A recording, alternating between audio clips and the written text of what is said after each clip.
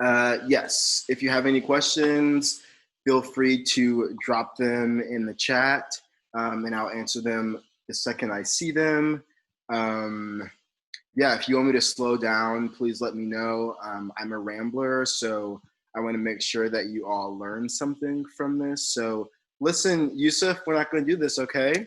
We're not going to do this. Um, if you have any other questions, please drop them in the chat. If you feel like I'm moving too fast, let me know and I'll slow down. I want everyone to learn something from this. And so if this isn't working for you and I can fix that, please let me know. You got to embarrass me in the, everyone, or you can privately chat me. If I drop a swear word at some point and you don't want me to do that, just message me and I'll censor myself. Yes, we're gonna go ahead and get started. This is an intro into storytelling. Yeah, thank you, Emily and Hannah, for setting this up. I'm gonna go ahead and get started. Oh, okay. Here we go. So I'm gonna go over some objectives for this. So we're gonna go over the importance of story structure. We're going to go over the ins and outs of classic 3-act story structure, which is like the most common. We call it like the hero's journey. We'll go over that. That's what most films and projects and stories and books and everything are kind of laid out as. We're going to go into some other different ways to tell a story. We'll go into kind of like choosing how you tell a story and if you tell a story. And then we'll do a little brief intro into using archival footage for your projects. And if I, use any terms that I know that we're not all coming from the same background, so if I'm, using any terms that are confusing or whatever, please drop them in the chat and I will define them as well once I see them. Yeah. This is an intro, a bit about me. My name is Jeremiah. I'm 22 years old. I'm not qualified to be here, but here I am. We're going to make this work. I am a freelance cinematographer and editor. I'm working for the Texas Tribune right now for the summer as a multimedia fellow.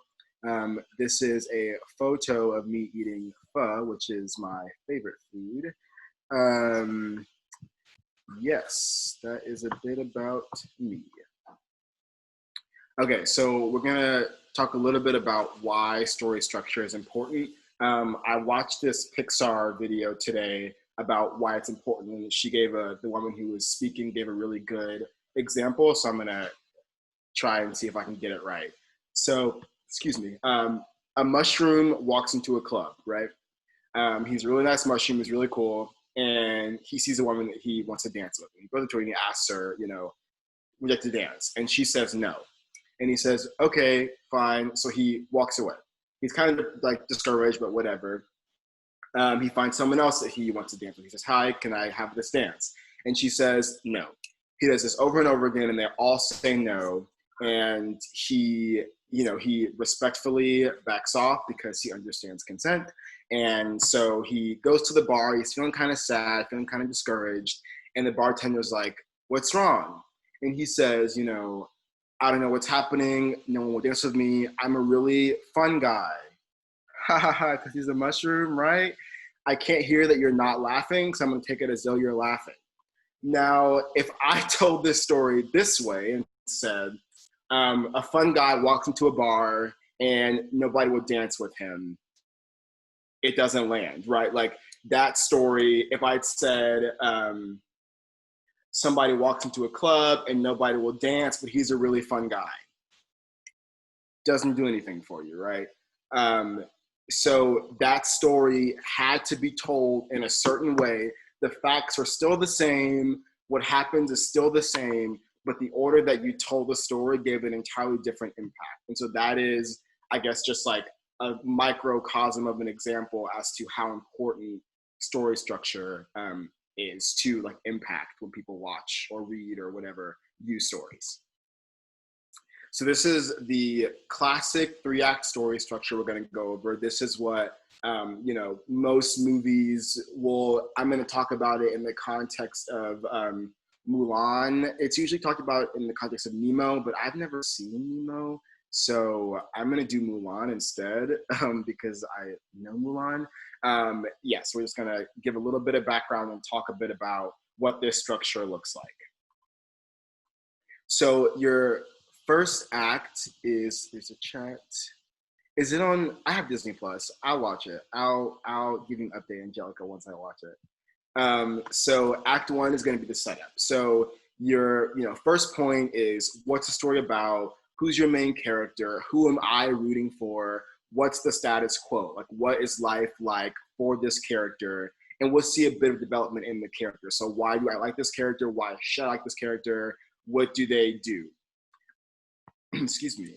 Part two is going to be the inciting incident. This is what happens that causes a shift in the status quo, right? This is when things begin to change. So in Mulan, this would be when Mulan finds out that her dad, who is elderly, is being sent to war, right? And she is living her life. She is, living, and she's about to get married or find a husband or whatever. And she's, living this existence, and everything is not fine, but, fine. And then this thing happens. And this is what essentially propels the entire story forward, is that her dad, who is too old to be going to war, is drafted essentially to go to war. Your act two is your confrontation. So your first part of that is going to be, what is your character or your hero fighting against? And this is when the character is doing the thing. They are in their element. They are, living their life, doing the thing. They are, on the journey, doing what has to be done. So, and things can happen in between this, but in Mulan, this would be, we're fighting against Shan Yu. Is that his name? Somebody let me know if that's his name or not. I think it's Shan Yu, right? Like, he is the bad guy who is terrorizing all the villages. And the goal of Mulan pretending to be a man to get into the military is to, one, protect her father, and two, to help defeat Shan Yu. And this is when, Mulan is in it. They are learning how to, climb poles, and we made a man out of them, and they are, ready to go into battle doing the thing. The midpoint is when, they're doing the thing and they're killing it, and then things begin to fall apart. This could be the scene where, in Mulan, this could be when they're on the mountain and like the avalanche happens, right?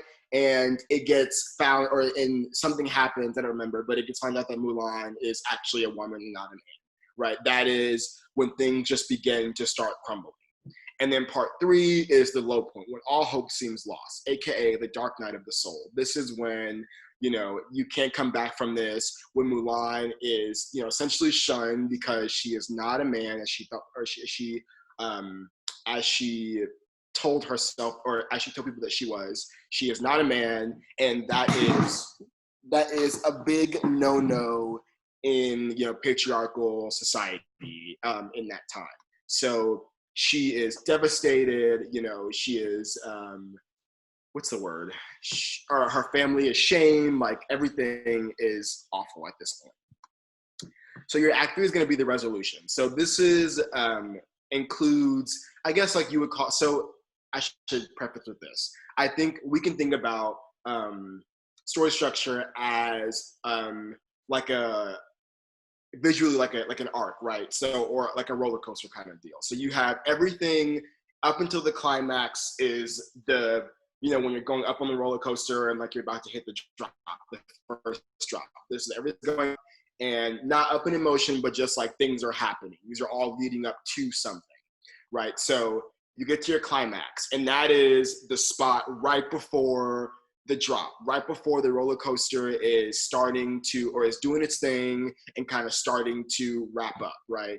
And so a lot of people think the climax would be in part two or in act two, the confrontation, was actually in the resolution. So you have the top, and this is the climax, the maximum tension. You have peak physical and emotional action, right? This is when, in Mulan, when it is Mulan and, I forgot the general's name, but homeboy, and it's them two against Shan Yu, and they are, in the city, and this is where, like, this is gonna end one of two ways. Either they're gonna win or he's gonna win, period. And in the end, spoiler alert, they win and Shenyu's defeated. That's it. And then you have your, as they say in France, your denouement. And this is when the equilibrium returns. Either it's a new equilibrium in which, you know, ideally in Mulan, we see that women are just as capable and, you know, we're no longer built on patriarchy. And, you know, that's what, you know, when things go back to a new normal usually, but some kind of normal, either for the world or for the character. Things are back to either how they were or things are just more calm, essentially. And yeah, so that would be your denouement, and that is essentially like when the roller coaster is coming to the stop at the end of the ride. This is when everything is back to normal and you're done with the ride and it's on to the next one. Okay, any questions on that very quick overview of 3-act story structure? I'll give y'all a couple of seconds to type things in the chat if you'd like. We'll take a pause so you can process, take any notes that you need to, and then we'll move on.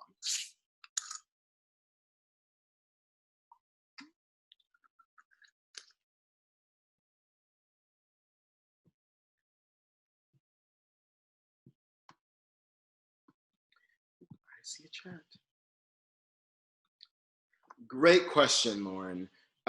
So I think I'm going to go over this a little bit, so it might be redundant later on. I don't actually remember, but in case I don't, I'll go over it now. But it really depends, right? Like most stories work in this structure because that is what our brains just like to see. I think it's important, like they say, to know the rules before you break the rules.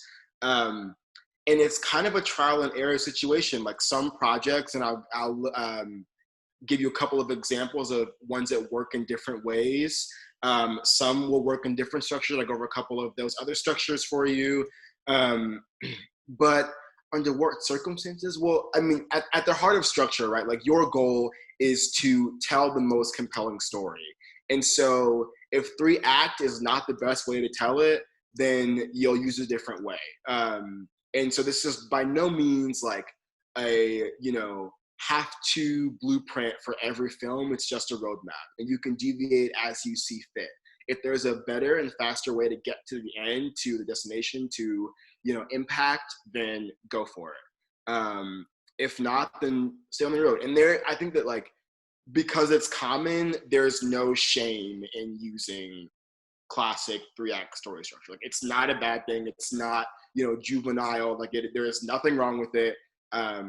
It can be done in so many different ways that it doesn't feel like you're watching the same film over and over again. It's not a problem. Like, don't feel like, you know, in order to be established or a good filmmaker or, you know, video producer that you have to, you know, be able to do all these other, like it's fine.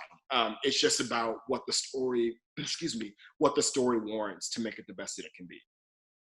Current story, think short film. If I write one way, let me look at. Oh, absolutely.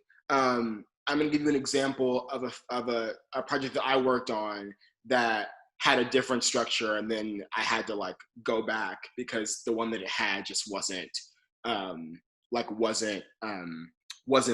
I've never written like a script or something. I've written like stories for class.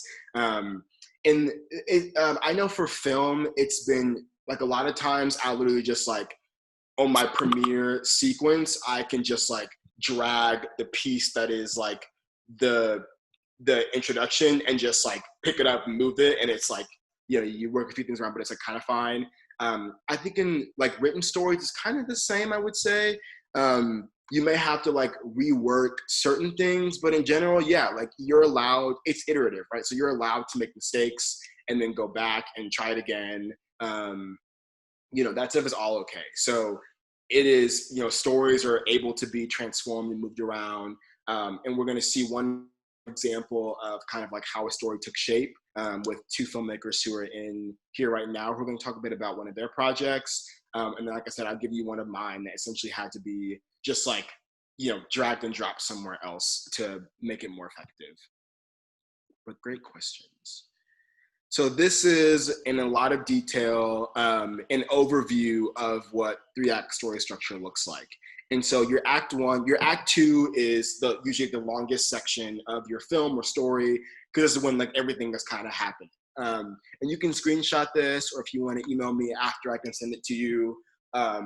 This is like, again, classic plot, classic structure. And I just like want to reiterate that it is not like juvenile to use this for all your projects. Like I think I've used this for all my projects. And it, you know, it doesn't always feel like I am though, because like every project is different. And so it's not like everyone's going to know, oh, this is the same as the last one. It's like not a big deal, I promise. I know the best way that I learned to get a good grasp of this structure, because I think that, again, like it's the most versatile to work with. And so I think that if you like want to go into film or video production, this is, or even writing, this is a good one to have like a handle on. In one of my film classes, my sophomore year, we had to pick a documentary film and watch it and like really break down every single shot and every single piece of the film and like, you know, lay it out in this format. So I think I watched 3.5 minutes, 10 bullets, which is like a feature film, which is like an hour and some change. I watched it like 8 times, which was a lot, but I like got to pick apart every single piece of it, and it taught me a lot about structure. So the best way is to like go back to even if they were childhood films and just like look at it this way. Sorry, let me go back. It's not gonna go back, is it? No, it's not. Back to the idea of like, can you switch things around? So fun fact, also in the Pixar video that I watched, Finding Nemo, its original iteration before it was like put out, the writers had throughout the film included like flashbacks of what life was like before Nemo's mom and all of the, you know, the siblings were killed by the Barracuda, I don't know, by something, right? And so throughout, so you didn't find out that his you know entire family was killed until the very end. And so they screened that version of the film, and a lot of people did not like Nemo's dad because they didn't understand why he was so protected, because that didn't come until the very end. So they're like, I don't like him for the entire film because he's just like overprotective. And so they literally, the writers just took out all the flashbacks except for the part where they all die and smushed them together and put it at the beginning and like left it the same. That way you know why he's doing this. And so yeah, like they switch, they take shape. And it's funny because I think that a lot of films, good films, kind of feel like, what other way could you have made it, you know? Like Nemo, right? Like I couldn't imagine, I've never seen it, I couldn't imagine Mulan any other kind of way, right? But at some point there was a different way that film was structured, and you kind of just have to like trial and error it, and at some point it'll just like lock into place. You're like, this is the one. I know from I did last semester with my friend Matthew for a class, we struggled for so long trying to figure out like why the film just wasn't clicking and why like what we had just wasn't doing it for us. And one night I pulled an all-nighter and I just like moved stuff around and like went on a rampage basically in that Premiere file. And it like, we saw it and we were like, okay, this like needs some like extra work, but this is essentially like the skeleton. This is what we want. We just need to figure out now how to refine it. But yeah, it was just like a lot of trial and error and a lot of like, why isn't this working? What's wrong with this? This is why. Let's move this here. And so yeah, films are so iterative, and you know, you work and you figure it out. And it's not, you know, every filmmaker, regardless of how experienced you are, you know, every film or story is entirely different, right? And so it may take you months to figure out how to get, you know, your 13th film to work right. And your second one might come together like that, right? Like it is not a matter of skill, like how quickly you can put it together. Sometimes films just take longer because the story is more complex or because it's more complicated. You just like need more time to figure it out. So every film is different. The structure can be the same, but like the circumstances are completely different. So yes. So this is my not every film slide. So not every film is built like this 3-act story structure. There are a couple others that I noted here, but there are like tons and tons of other ones. You have the uninterrupted, like 12 Angry Men, and that is essentially like the film is set up in a single stream that happens in real time. So in, regular, or in the film that, most people work on, is you have all these moments and not all of them are of equal importance, right? So you just take out the ones that aren't as important and, put together what is important and what's necessary, like that goes to print or to, screen or whatever.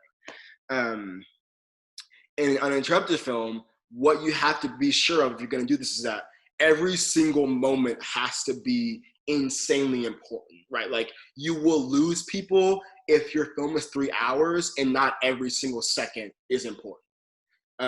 So you would only use this if, again, every single thing that happens and is said is vital to what happens next. So that's uninterrupted. Multiple timeline, think Cloud Atlas. That's essentially like when you have like a bunch of different stories that are kind of happening, like, in different places, but they kind of like convey some similar idea. Maybe like, I haven't seen it in years, but like that Valentine's Day film that had like like an all-star cast, like a bunch of different like little like love stories happening. It just like, that is what that was. Yeah, that's multiple timeline. And then you have a fabula, which is like Fight Club. And that's essentially like, you begin with the end. And so the film is no longer what happens, but how we got to what happens.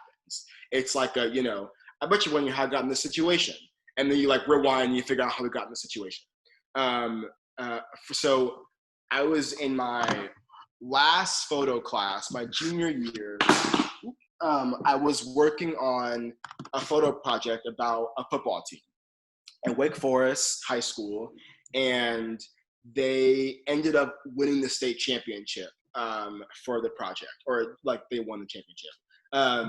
So I had like thousands of photos. I went to practices and games and the whole thing, and I like narrowed that down to what was it, like 12 or 9 photos.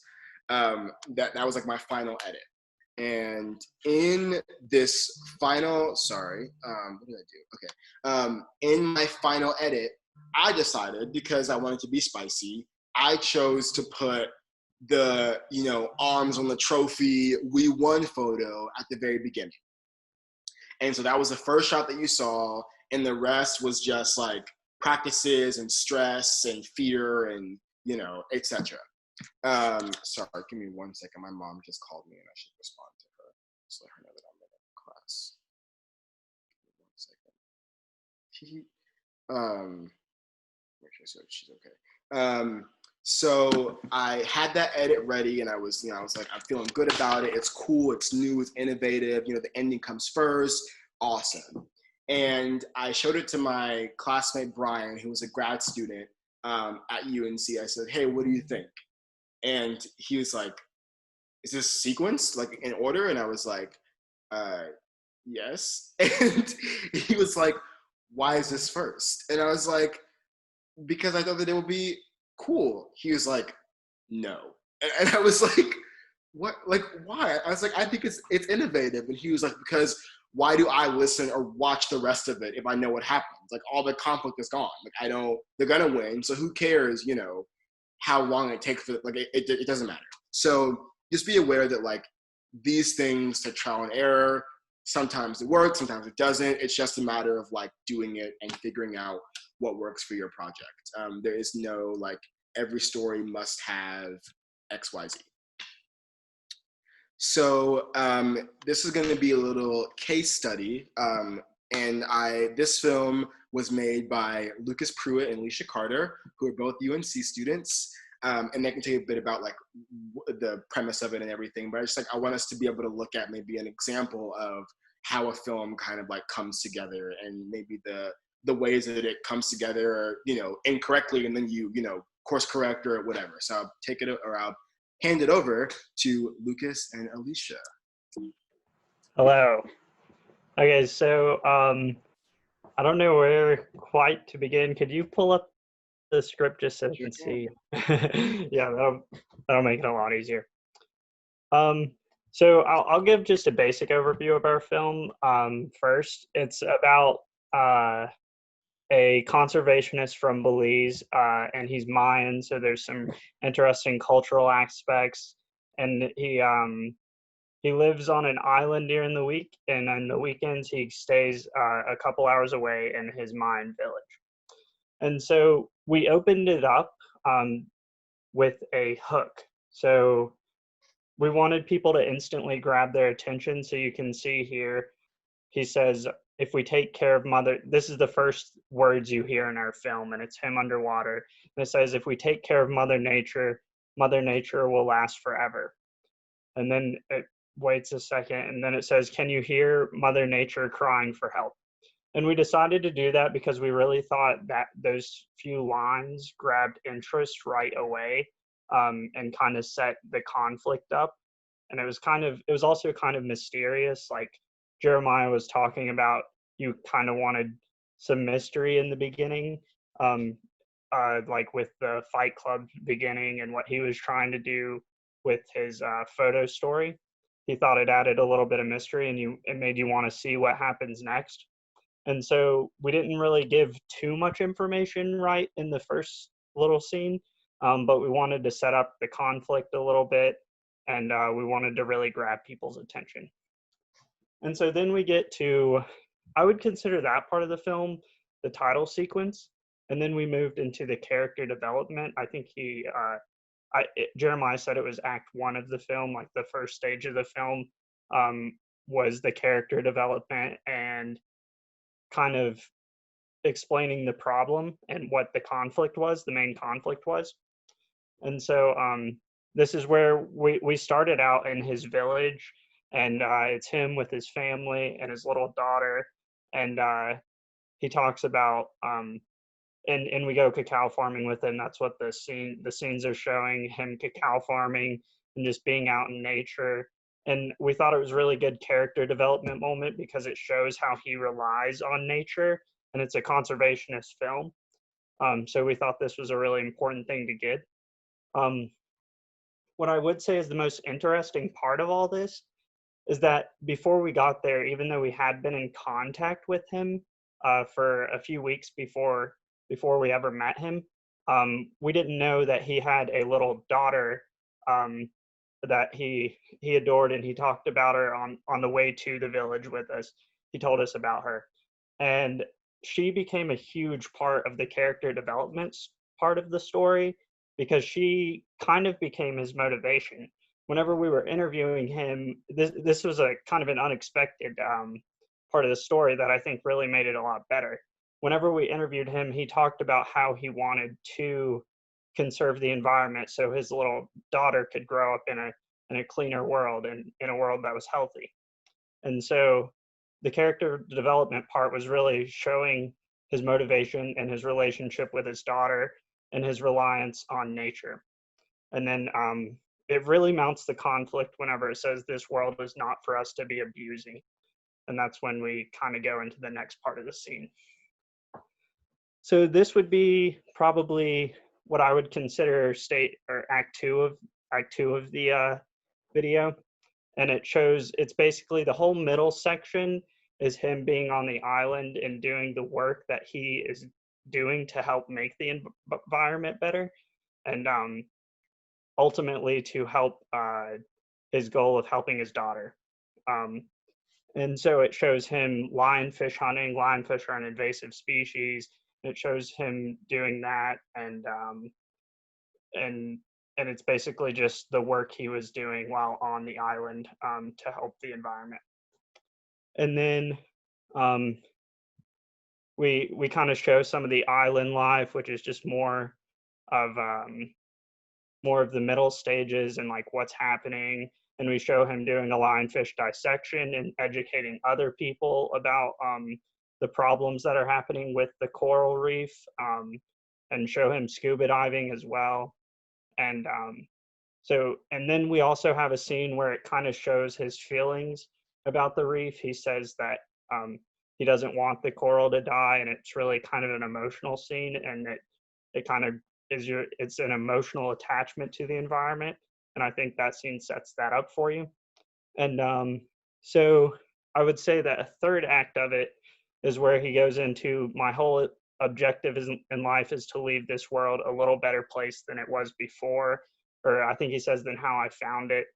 And we wanted to include that line to kind of transition into the resolution um, or just the last part of the video. And it says, "My greatest fear in life is that one of these days, all this will become a distant memory, the mountains, the reef.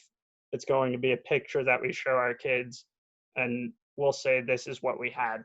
So this was kind of an emotional ending, and it's not really a resolution. This is kind of where it deviates from the traditional 3-act story structure, is because it wasn't really a resolution. It was more of a question mark at the end, like what's going to happen and what can we do to make it better. Hey, Lucas. We got, yeah. Can you, Yusuf asked if you could like define a verite? What is a verite? Oh, sorry. I didn't, it's in the, so verite is basically filming stuff as it plays out in real time. And so instead of using your narration or your interview audio to kind of pull you through the story, you're using what someone's actually saying. So whenever we say lionfish verite, we actually have the audio of him teaching other people and dissecting the lionfish. So verite is like not using your interview to drive your story. It's a scene that is like feels more real because you're filming exactly what's happening and using exactly what's happening before you. So back to the third act of our story and the resolution part. We thought it was kind of interesting because it's not a resolution because we haven't solved the problems he's talking about yet. And it's kind of a question mark, and it's kind of a motivator to say, what are we going to do to protect what he is talking about? And then we also go back to his village, and as right after he talks about it's going to be a picture that we show our kids, it shows him and his daughter falling asleep in his arms. And so we thought that was a really good emotional ending that could leave people kind of feeling motivated to learn more about these problems. And Alicia, do you have anything else? Sure. That was great. It feels like so long ago that we did this project now. I see the last edit was like March 31st on the script. And to note, like this script as well is not finalized because we just ended up going off the script as kind of while we were in Belize, making sure we were getting what we needed to, organizing things. Like all of the red is sort of a shot list too that we were thinking about as we went, like we want these things to happen if we hadn't already gotten them yet. And just like noting, we were like, we want to get a video portrait. So we made sure we did that. Another thing I would note is that we, like while we were there, things are happening really quick while you're shooting, and you're not necessarily going to be able to like go back every time. Like when you're in documentary work, it's going to just happen. And so like the last scene that we did where he goes back and greets his daughter is actually the first day we ever hung out with him and we're filming him. So we never planned for that to be the ending. And I think even our professor was like, really, you're going to go back to the village again? Like you're going to start in the water, then you're going to go to the village. Like he was really weirded out by our choices initially when we were kind of thinking of the script. But then when we saw it visually, we were like, this works because of it was sort of like a dreamlike experience. Because sometimes those jumps from place to place can be really jarring. And if you went to like Jeremiah's last session, he talked about getting a lot of shots, or maybe that was Lucas's session, but like getting transition shots and just making sure you're shooting a lot. But so basically what I'm saying is like we filmed everything we possibly could without thinking about the story structure and knowing that it would be important, or trying to just have our cameras on while maintaining like a really positive relationship with Morty And that's kind of the benefit of two people too. Like one person can be filming while the other person's like, you know, just kind of like socializing and not talking too loud to, you know, like not interrupt. But like I feel like I talked to his wife and daughter a little bit while like Lucas was filming sometimes.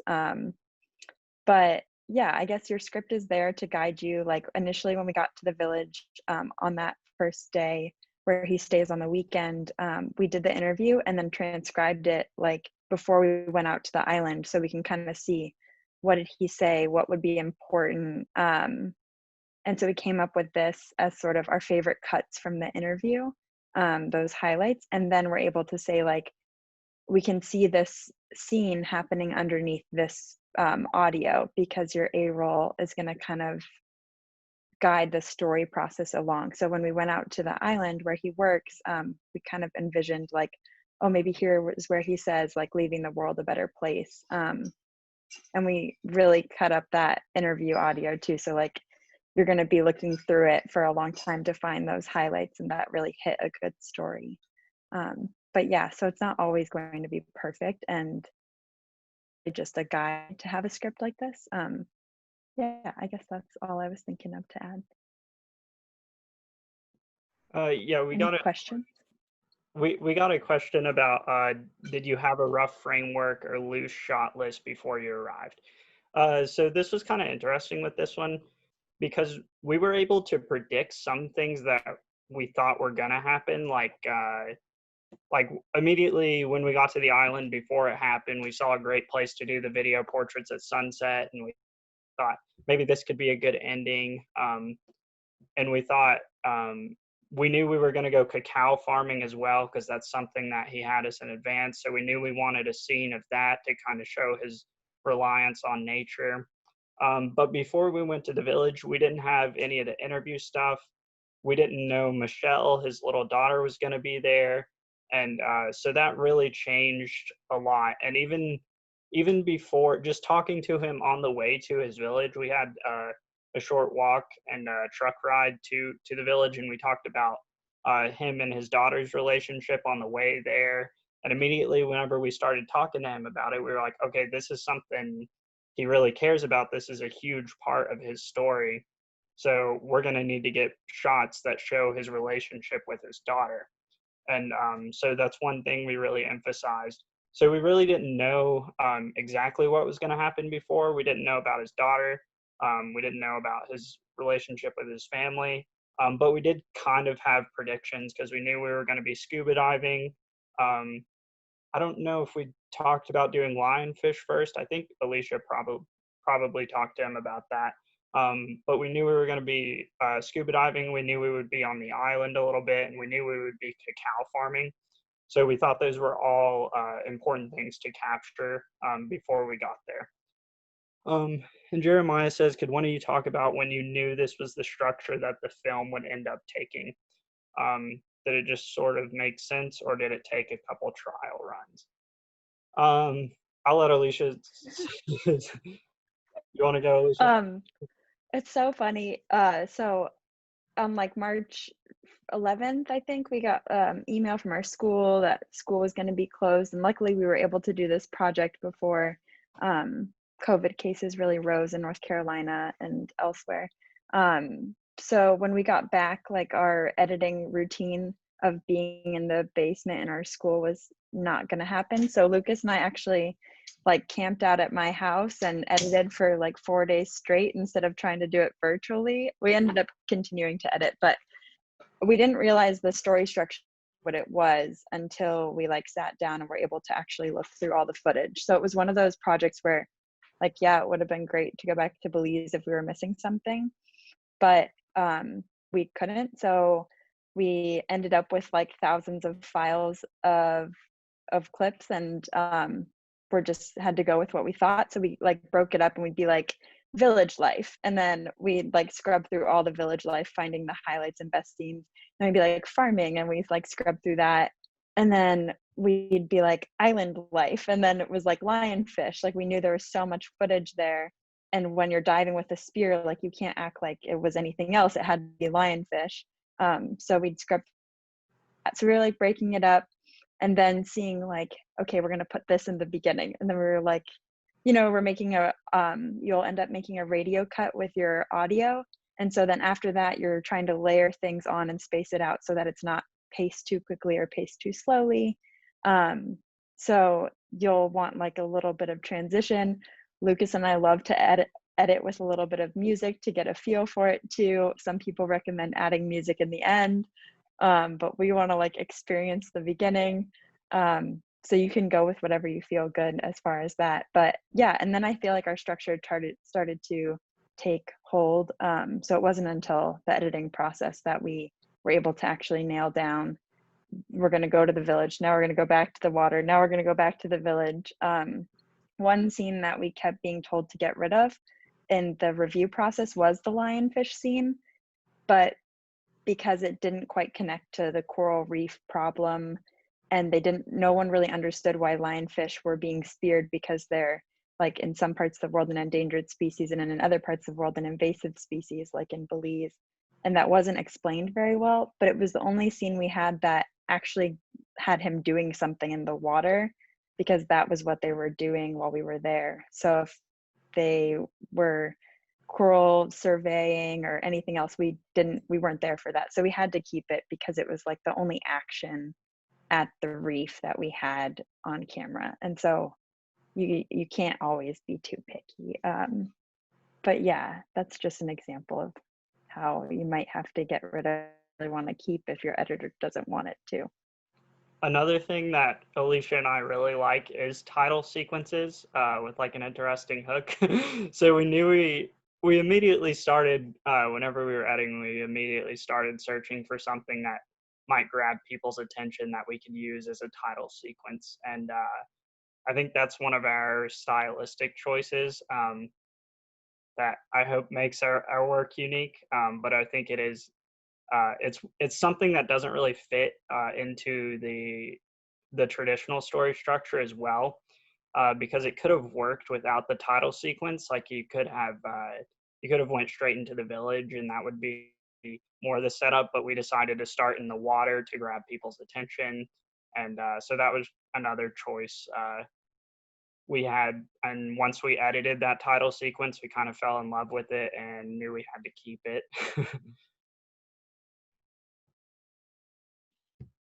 Cool. Well, thank you both for sharing. I would highly recommend going to watch that film. It's worth noting that this film is 7-ish minutes, 7 something, right? Yeah. So, like this story structure doesn't just apply to, hour and a half, 3-hour long films, right? Like even, your 5-minute film or your 2-minute short, like should have some kind of structure. And even if like every, section is only 30 seconds, like that is still, the structure of your story still matters. One thing that Lucas mentioned that I should have gotten into at the beginning was something we call the save the cat moment. And in, I guess it'd probably be like when you met his daughter, right? When you met Morty's daughter. And that is essentially like the moment at the beginning, usually where you like, where you kind of begin to feel something for the character, like when kind of like why you like them, or that they're like established as the hero. So we save the cat because it's the moment when, the person saves the cat from the tree. Like that is the moment where you're like, okay, cool, like this is my hero, like I like them. And that will usually go in like your, act 1. That's when you're finding out why you should enjoy, why you should, care about this character's stake in the film. So yes, watch that film. But yeah, like I said, story structure just kind of like comes like as you're working on it, you sort of just like work with it, and then it'll begin to feel like this is the way that it should go. And it's all subjective. Like there is no, like I know me and Matthew in our film had times when I was like, this maybe we should go at the in this place instead, and he'd be like, I don't like it. So just like, it's like an ebb and a flow, and it's subjective. But there comes a point where it just like begins to lock into place, and then it's just like full speed ahead. So yes, we recommend watching. Our next point. Oh, this is so frustrating. So which stories do we, there's a chat. Yes, you can watch that there. Thank you, Emily. She's always on it with that. I love that. So, what stories do we want to watch? This is really important, I think, because without sounding, like being arrogant, certain stories we're more like excited to hear than others, right? And that's just like the way that our minds and that life works. Like I am not as excited to hear about how a rich white guy stays rich. I just don't like, that doesn't do anything for me. Like who has no conflict, nothing's going on. It's just like the life of a rich guy who's just like staying rich. I need something. So this is a quote from Robert McKee. It says, "Story is metaphor for life, and to be alive is to be in seeming perpetual conflict." And so we look to stories, whether we do it consciously or not, to kind of give us a blueprint as to how to live our lives, right? And so a story that is devoid of conflict isn't real. And even, your most fantastical, like Lord of the Rings story, there are still themes in there that you pick out and that you grab that help you to exist and to live in your life. No matter how crazy or fantastical the world is, there are themes that we pull from films that can help us, can teach us a bit about how to live our own lives. And so that's why we enjoy stories that have conflict, because our lives have conflict and we like to see that reflection. Conflict. A conflict is the struggle between opposing forces. So this is, again, any kind of struggle, and I'm going to go over, I think, the next slide. You can do external or internal conflict, right? External is the issues of the external world preventing the character from reaching their goal. So in Mulan, that is, she wants to save her, or no, let's do, what's another classic? I think I should switch films. A classic. I don't think I've ever seen it, but I think I get the gist of it. Lord of the Rings. Well, actually, I don't know it that well. What happens to the ring? Something happened. I'm not even going to do that one. What's another classic that everyone's seen? What are some movies that we've all watched? Harry Potter. So I've never seen Harry Potter. Alicia, take it away. Give me extra conflict in Harry Potter. External conflict would be like Voldemort and just the good versus evil paradigm that Harry Potter likes to have. And like Harry and his friends and everyone else trying to defeat Voldemort and the dark magic. And then should I do versus internal? Yeah, do an internal. Maybe something internal is that like Harry is a Horcrux and he has this like internal conflict with him being important but not feeling important, and the things like the choices that he has to make to like continue toward this mission which feels much bigger than himself, and while balancing being like a normal teen. Yeah. Thank you, Alicia. And as Yusuf said, I haven't seen the last episode of Avatar. I'm still working on it. I'm sorry, Lucas. But I have seen Cars, Yusuf. I'm going to go with Cars 2 because Cars 2 is better than Cars 1. I'll say it. In Cars 2, your external is that there is this thing that is causing all the cars in the race to break down.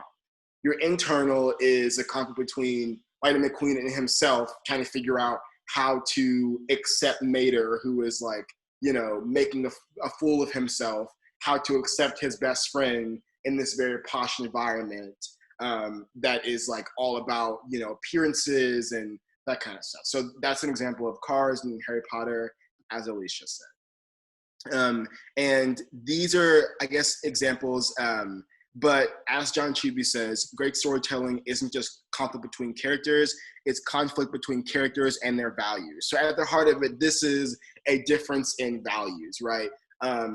Voldemort values, I don't know, money more than people. That's probably not true. I don't know if that money was a motivator, but we're just gonna call it like it is. He values, let's just say, power. He wants power, supremacy over people, right? And Harry, I assume, is about people. He wants people to survive, to be okay, whatever. Let's do the Avengers. We all love the Avengers. Endgame, right? What's the guy's name? Not Voldemort. I'm inevitable. What's his name? Someone help me out here. Thanos. Thanos. Thank you. Thank you, Angelica. Thanos wants what he thinks is the best for the world, which is like arguably kind of the best, but we're not going to talk about that. But he wants, power. He wants to show the selfish humans, how to be. And those are his values, teaching people lessons, etc., versus the Avengers' values, who are to protect mankind at all costs. And good movies like Black Panther, like the Avengers, sort of can marry those lines, right? Like, to some, if you watch Black Panther, Killmonger's not a villain. Like, he was wronged from birth or from childhood, and he wants the people in Wakanda to stop being selfish. Like, that is what he wants. And though he's a villain, I mean, like, he's not totally wrong, right? Thanos thinks that people are inherently selfish and half need to go for the world to continue. He's not totally off base there. Like, that is good films, I think, do a very good job of like marrying those lines. And so that goes into the idea that we like conflict, not because in my life I like things to go wrong, but because, like I said, I want to use the characters in the movie or story to project how I should live in my own life. Because there is a chat.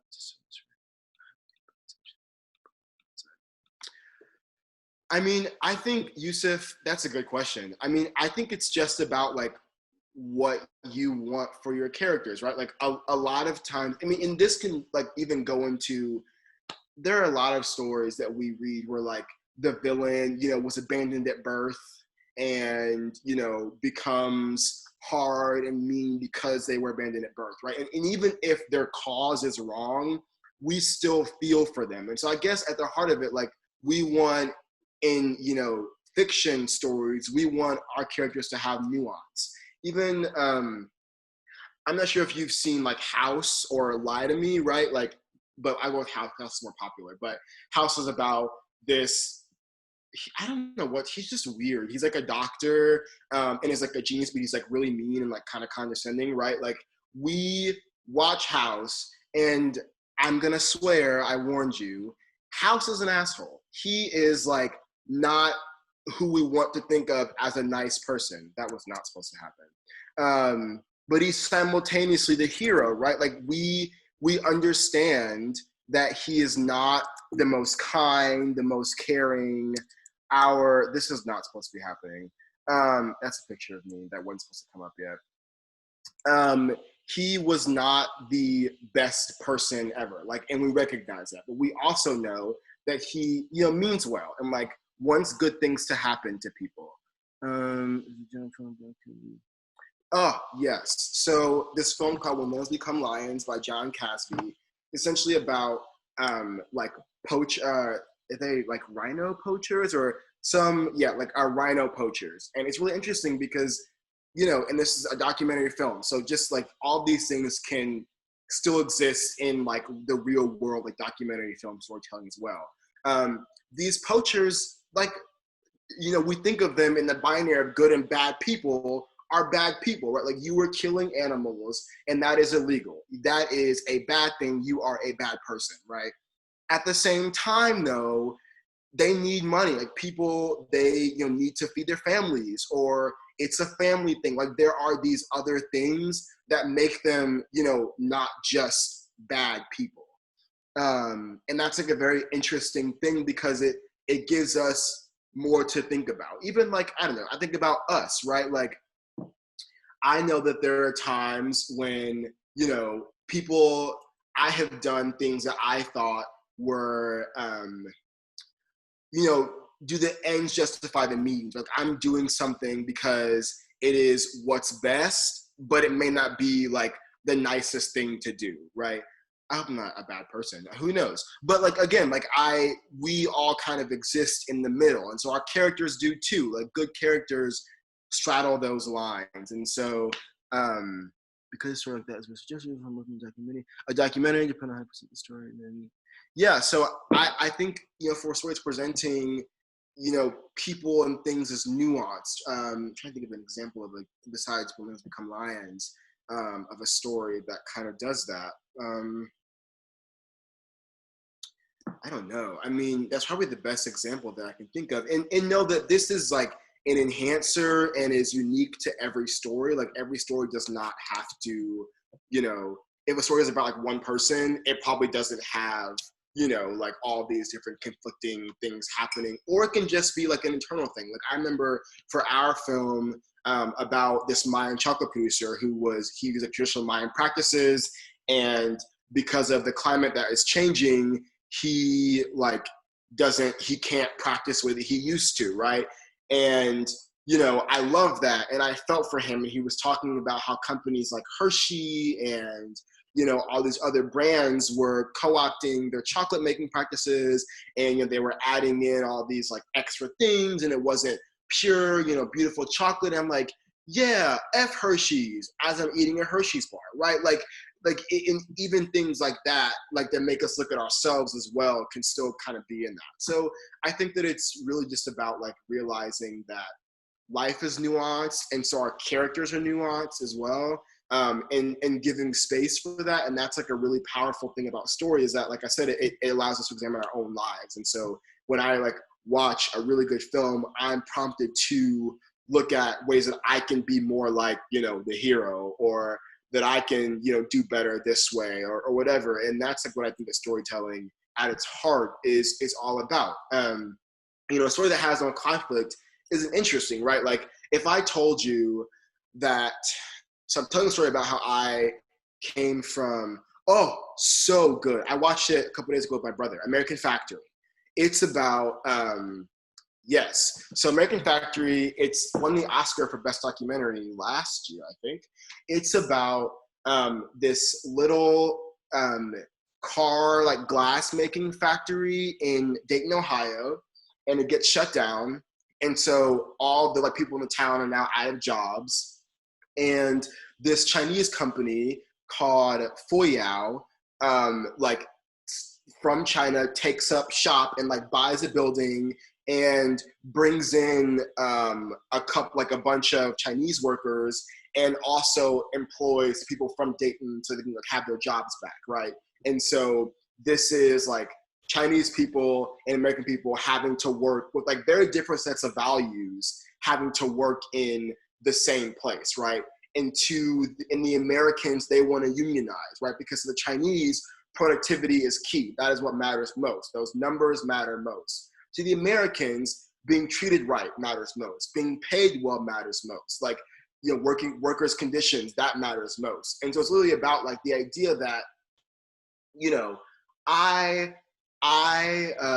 as a consumer, like I want my things fast, right? So I use Amazon because I want my products fast, and they don't treat their workers right, but I want my stuff fast, and it's wrong. I get it, but like so in American Factory's case, like it's sort of like it's not as easy as just saying like the Chinese are right and the Americans are wrong, or vice versa. There is a difference of values that we have to interpret. And so, in China, they have their people working in essentially ovens, and they get no breaks. They took out all of their like lunch tables and replaced it with factory equipment so people could like work all the time. And it's like, that's wrong. People should get a break. But it's also like, if they get a break, you don't get your product in a day and a half. So like it's not as black and white as good, bad, good, evil, whatever. And stories can be that black and white. They aren't bad stories, but they can also not be, and that's super interesting. And so I think like what Alicia was saying about documentary filmmaking, we encourage each other to go into films like without a preconceived idea of what the story is going to be before we get into it, because then, it could have been so easy for the filmmakers to, villainize the Chinese people and make them, seem awful, and they hate, everything good in the world, whatever, but when you go into it looking to tell the story as it is, again, like this is just basically documentary film, because you're not like really crafting it as much as you are in like a, an action film or whatever, where you kind of make all the rules. But I'm telling a story that already exists. I am just like here to be a vehicle by which that story can be told. I am not the person who decides what the story is. And so when you do that, you begin to realize how nuanced being human is. And that's just, I don't know, I think it's like a really cool thing. But so if I am, going to the store, right? I could say Jeremiah left his house, walked out the door, and went to the store, bought his, his Fabuloso to clean his bathroom, and came home. Period. That story. That's not interesting. Jeremiah left his house to go to the store and gets a call. Who does he get a call from? Hannah.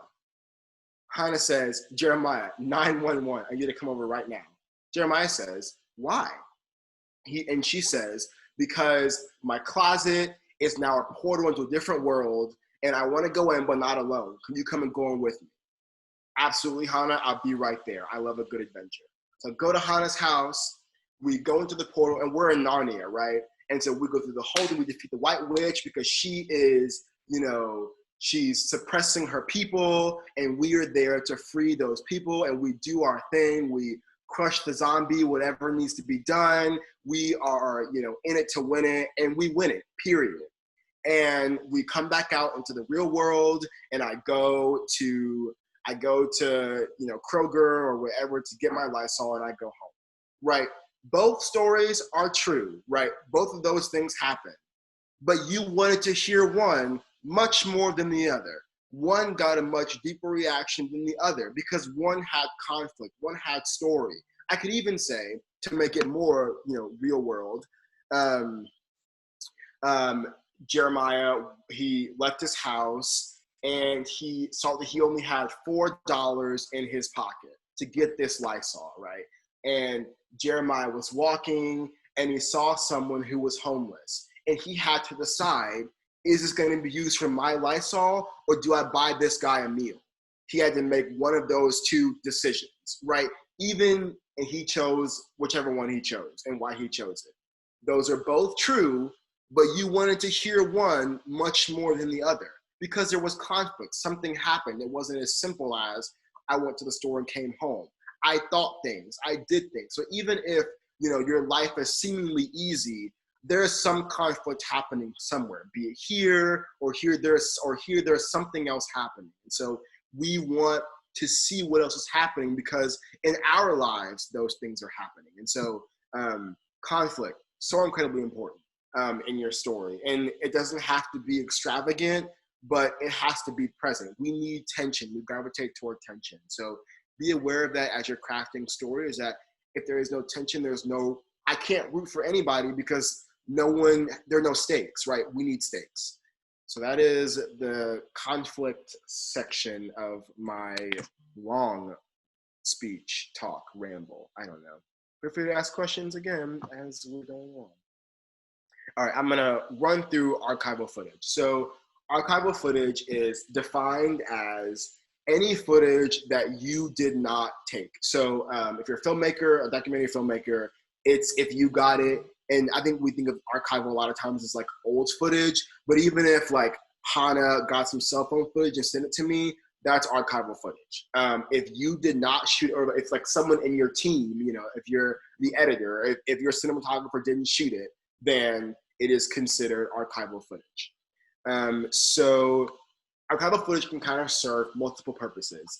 Two that I can think of off the bat are, I'm working on a film now called I'm Smart 2, and it's about the education system in North Carolina, and Chapel Hill in particular, and how the sorting of kids into like gifted and remedial, how that in elementary school is like affecting Black and brown kids, but also how it like affects kids forever, right? And so we use archival footage at one point to establish that this idea of sorting kids was a reaction to the integration of schools, that people saw that kids of different races were going to be in the same school. And so their decision was to then split the schools up within the school. So like essentially kids who were not gifted are in a different school than kids who are gifted. Like in my school, we had different lunch periods, you had different, class schedules, like everything was different. And so we use archival to essentially set up the argument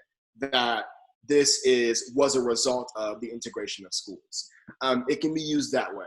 It can also be used, a film that I was working on before COVID ruined everything. My capstone film was about the AIDS crisis and essentially how HIV did and still affects gay Black men in the South more than anybody else. And sort of how we've all been led to believe that, HIV is cured because we have, PrEP and condoms and et cetera, but it's not like some people don't get access to those things. And so I use archival essentially to build tension. So I'm going to show you, I'm not sure how well it'll show up, but we're just going to try it anyways. I'm going to show you the archival sequence that I created. That will be the intro of the film. Let's see. Oh, COVID sucks. This is really going to be so fun. Here she is. So I have a lot of things open here. That's okay. So I'm just going to show you archival. It's like 2 minutes long. Yes. If it isn't working at all, just like put that in the chat and I'll turn it off. I just want to see if this will work.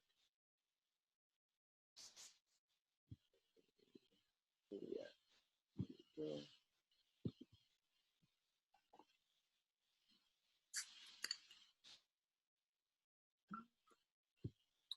Oh wait, sorry. Should I mute myself? Can y'all still hear it? No, I shouldn't mute myself. Will it echo if I? Okay, cool. Federal health officials consider it an epidemic, yet you rarely hear a thing about it. At first, it seemed to strike only one segment of the population. Now, Barry Peterson tells us this is no longer the case. It amazes me that complaining that we're dying is perceived as irresponsible. Irresponsibility to me is letting 45,000 people die of a disease before you say the word AIDS on national television when you're the president of the richest and most powerful country in the world. More lives claimed, victims claimed than toxic shock and Legionnaire's disease combined. And yet most of the country doesn't know about this cancer. Only together can we wage all-out war against this terrible killer. The AIDS epidemic set the headlines. Some doctors believe that 50% of the gay population is walking around with the AIDS virus. No.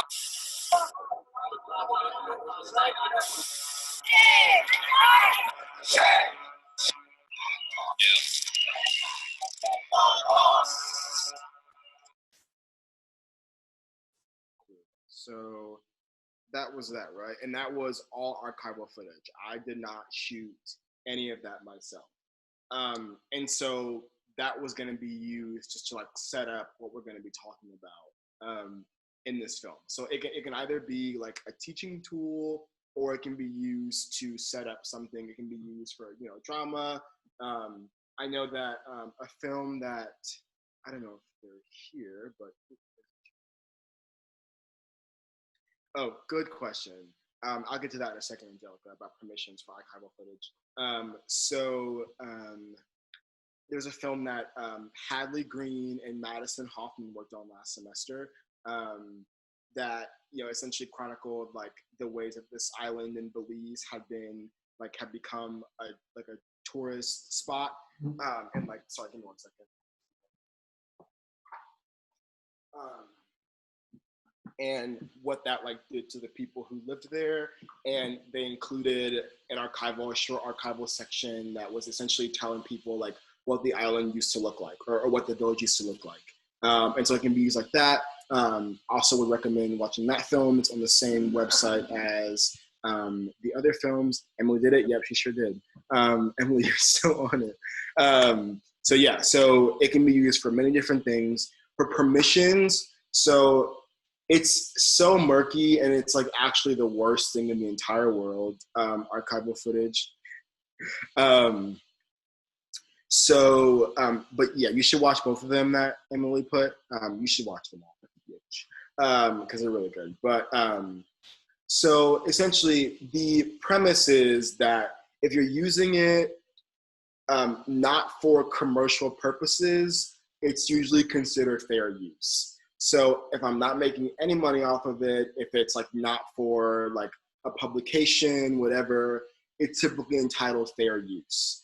Where it gets murky is if you make any money off of the film, or if it's for a publication or newspaper or whatever, then you would have to go through channels to check the copyright. And this gets into like a whole media law deal that we don't have to get too into. But so certain footage, pictures, whatever, are considered public domain, and that means that anyone can use them for whatever. You don't have to pay. Most things do not exist, or that you would look for probably, or do not exist there. And so you usually have to contact whoever has the license for the footage or for the photo, whatever, and come up with an agreement to pay them for the footage. So for an example, the film that Matthew and I worked on, we got contacted a couple months ago because a film studio wanted to use some of our footage for their own series project. And so we like had to negotiate a rate of like, so we charge, I think, by the minute. So we charge like for each minute of footage of ours that you use, you have to pay us this amount of money. And you can give that to them in perpetuity, which means forever. They now hold that footage as license. And so like you can't use it, I believe, for like your own purposes anymore. If it's like already in your film, you're fine, but you couldn't like then use that footage in your own stuff if they have like the exclusive rights forever to it. I think for us, it was like for a year or for a couple months, they like have the rights to it. So like after that time is up, we can now like use it again, and we can give it to other people if they want it. But I would recommend check and see if your school has like a legal office. I know that UNC does for like non-student to student things like that. And I would talk to them. If you have lawyer friends, ask them, because footage licensing is the most complex, like complicated hassle that I've ever experienced while working on films. It's just like not always really fun. And it's like a lot of legal jargon that no one understands. My posture with archival stuff is that unless like someone has given it to me, like you took it on your phone and you are giving it to me to use, as like my friend or something, I would, even if you're not going to make money off of it, just to be sure, I would like, consult with a lawyer or talk with, someone who knows a lot about that kind of stuff. Like our professor, Chad, has been in filmmaking for a long time. So we talked to him about like rates and rights and all that good stuff. Also Google, there's a video that Chad sent to us, our professor, at the beginning of our semester, that laid out like just like an overview of rights and archival footage. But it's really murky, and like archival footage and like licensing. But generally you need permission, even if you weren't making money off of it. My idea is to just like let that person know, like, and ask them if I can use it, just to like cover all my bases. And just like a courtesy thing. Like I would like you to know, so you can like, put it on your portfolio or your resume or whatever. Like it's just like a cool thing to have. So I would let them know if they're still alive. And rights can also like run out after like, I know that like for music, I think it is, if like someone's died 50 years after they've died, maybe it's public domain. So it's like, it's all kind of murky and complicated. So talk to somebody who knows more than I do, I would suggest. But yeah, that's archival footage. Not every film uses it. Like it's a tool that you can use if you need it. It's usually used for like historical, purposes. But yeah, when I was working last summer, my internship, we got footage from like the Library of Congress and different places for a piece that we were doing. So it can it can vary, but not all pieces require them. I think a couple of my projects have used them, but the majority of them have not. So it just depends. But don't feel like you need to use it. It's just like an enhancer if you would like to use it. And I think that is the end. That's a photo of me in elementary school with my glasses. I thought I was the business. I was not. But if there are any questions, feel free to drop them in the chat. And I can, we can hang back here. You can find me on Instagram and Twitter. Oh, there's a question. Locating archival footage. So there are a host of different like archival websites you can go on. Let me think. I have used Wikimedia, which is like an archival, media reference that you can use. AP Archive, is that what it's called? Someone correct me on that, that's wrong. Associated Press, sorry. Associated Press has like an archive library that you can use. Let me see. And also a lot of like TV, so if you get like TV news footage, they will sometimes have like an archival, person to talk to, or like an archival section of the website. You can like find what you want and go to that. What can you see? That's a good question. I don't think I know the answer to that though. And I would hate just to tell you yes and then you get sued because of me. So I'm not even gonna answer that. I have no idea. And certain schools do have like memberships, or like, I went to NPR and they had like an AP Archives membership, so we could like use that whenever we wanted to. Yeah, so there are different like sites that you can go on. Wikimedia, Associated Press Archives, different like, news stations will have it. But you would probably want to like go to my first, like if I saw a film that I wanted footage from, my like first point of contact is to go to the filmmaker or who, like if they're still alive, you'll go to the filmmaker. And then if it isn't theirs anymore, they will tell you to go somewhere else. And like they'll say, oh, we actually like licensed it out to HBO forever, so they own it now, so go talk to them instead. So yeah, and I also want to say archival footage sometimes isn't worth the hassle. Like it really can be the most complicated thing ever. There even is like I think a piece of the law is that like if you use it for less than 6 seconds, it doesn't, like you don't have to pay for it. It's like all really muddled and like weird. And so sometimes you're just like, this isn't worth the trouble, or like, I don't have the money for this, because archival can run you like in thousands of dollars. So like for Matthew and I's piece, we charge $1,500 a minute. So it can run you like money. So you may find that it's just like not worth it, not worth your time or your money or your effort, and that's fine. But yeah, certain universities will have like they'll have memberships with people that you can check out. I would just like contact the university. Yeah, any other questions that people have that we would like to ask? Oh, I cut my finger. I'm not sure when I did that. Ask resources restore.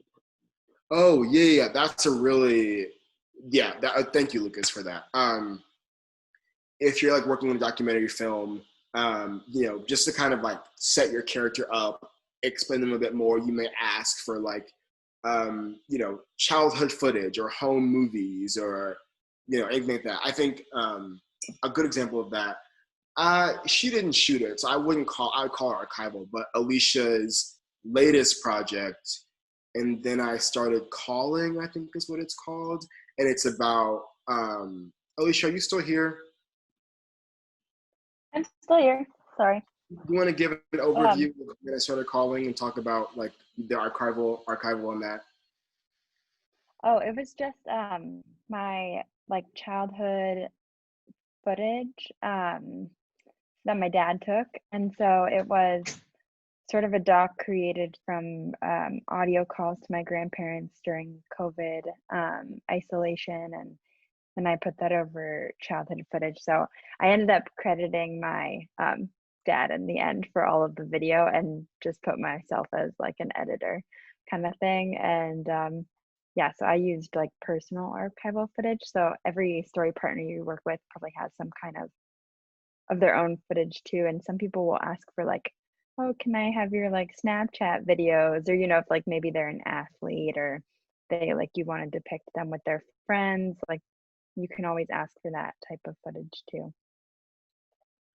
And for example, I don't know if y'all have seen Cheer on Netflix, but at the end of Cheer, there was like a controversy where the host of like the cheer competition wouldn't let the film crew in to film professions, so they had like each of the cheerleaders take like a vlog style, you know, like experience of their time at the competition, and they just like use that as footage. And so it can be like that. It can be, I know in the film that I worked on last semester with Matthew, we got like photos of Julio's entire family just to like kind of set up that like this is a family thing that he does. Like he loves it because his mom did it and his dad did it and like all these things. And so it can be used to like provide more context for why the character is who they are. Think about it in like Black Panther, like a fiction film about it is, you know, essentially like that he was abandoned at birth. Like that is like the archival that sets up why he is who he is today, right? And so for documentary, that would be old pictures or old stories or old videos that set up like why this character is who they are, does whatever they do today. So yeah, that's a good call, Lucas, because that's probably the most common way that you would use archival in your like, you know, character driven personal documentaries that you would do. Any other Oh, yes. So Alex Kim, who's a good friend of all of ours, she is in the UNC BizCom program, we just graduated in May, and she worked her behind off for a long time on this project about her friend Joe, and you can check out the UNC BizCom Instagram page tomorrow for some information about that. But she's having like the big, you know, premiere screening tomorrow evening. You should definitely come and donate to Joe's fund. I won't give too much info, but you know, oh, perfect. Yes, you can read the little blurb that Emily just put in the chat. I'm excited. You should come. It's gonna be really great, and you can get tickets and donate and all that good stuff. But Alex used a bunch of archival footage from, you know, Joe's childhood and just like in Joe's life to help tell that story of Joe. So would recommend that tomorrow. It's going to be good, and I'm really excited. Yeah, any other questions? Okay, well, I'll close out or just talk for a second, and if you think of any, post them. Follow us there, as Emily put in the chat. If you have any more questions, feel free to DM me on Instagram or Twitter at Jeremiah O. Rhodes, or you can email me at jeremiahrhodes@gmail.com if you have any more questions, or, you know, just like want to chat about whatever, about story structure or storytelling, or honestly, whatever. I'll talk about anything. Also, if you would rather talk to somebody else, you can probably DM UNC BizCom, and they could get you in touch with somebody from the program who could also talk with you about whatever else you would like to talk about. Yeah, Emily, you want to take the reins back, friend? Yes, we'll give it just another minute to let people see any questions that they think of at the last second. But yes, please follow us. Hannah wonderfully runs all of our social media accounts. Give us feedback, please, please, please, so we know how we're doing. This is our first workshop series and our first virtual workshop series. So tell us what we're doing well, how we can improve. Our last session is this coming Thursday. where Alicia and Haley will be telling us things they wish they knew, everything from networking and resume things, how to freelance, to WeTransfer and file management and all of that. Yeah, so I don't see any more questions coming in. So I will go ahead and end the call. Thank you all for coming, and we hope to see you tomorrow at Alex's virtual screening and Thursday for our last session.